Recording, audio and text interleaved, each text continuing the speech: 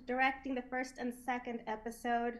I mean, Sarah, we fall in love, we get our heart broken, and we are pissed off for the treatment. How did you manage to do it all?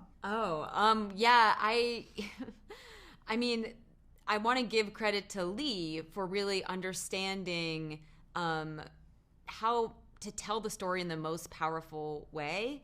And, it was his idea to leave us with that really intense cliffhanger at the end of two, which I thought was really so smart structurally. But really, one and two kick off just the beginning of what is a really complex and beautiful story.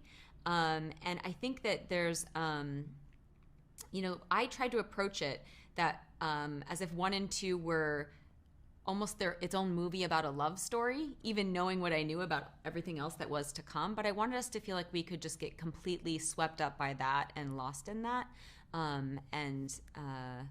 So then it really packs quite a punch when you get the cliffhanger of two. And what was it like to bring this into the screen as a limited series from being a book? It was exhilarating. It was terrifying and it was exhilarating. I read the book and fell in love with it. I thought Bonnie Garmus, it was just one of the most beautiful books I'd ever read.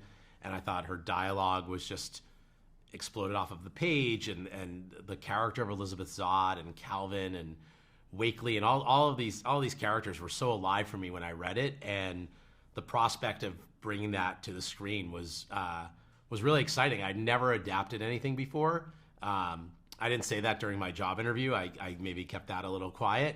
And taking what I thought were just my favorite parts of the book, and then finding ways to expand on things that I thought visually you could kind of capture on in this medium that maybe wouldn't resonate as much in a book, was a real challenge, and something that me and Sarah and our other collaborators were excited about the challenge. Now, I love hearing Elizabeth keep saying, "I'm a chemist," but it's also in the series it's used as a metaphor. Can you talk about that? Yeah, I mean, the title of the book, Lessons in Chemistry, has many meanings. And, obviously Elizabeth is a chemist. And in some ways, in episode 5, she says that to Walter, says, "I'm a chemist, that's what I am." And he says, "That's true, but that's just a start." And I think Elizabeth's identity is so wrapped up in being a chemist. And I think what surprises her is her growth and her evolution as a human, and all of these connections that goes to the other meaning of chemistry. And chemistry is the interactions that you have with people and the bonds you create and those connections that you build. And Elizabeth, when we first meet her, has walls up.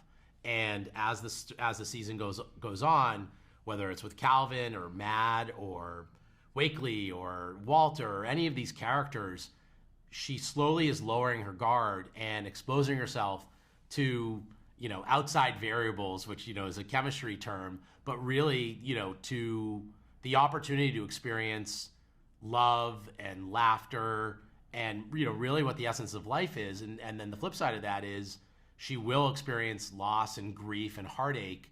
But you need to allow yourself to be open to one to experience the other. Well, thank you very much for your time.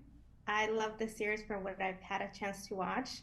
I went to UCLA. I started majoring in biochemistry, so I was super excited. I'm like, wow, this was in the 50s, but life happens, and here I am now speaking to both of you. So yeah, it's been I a love pleasure. it. Oh, thank you so much. I hope you enjoy it. Thank you so much. You're welcome. Take care. Bye-bye. Bye.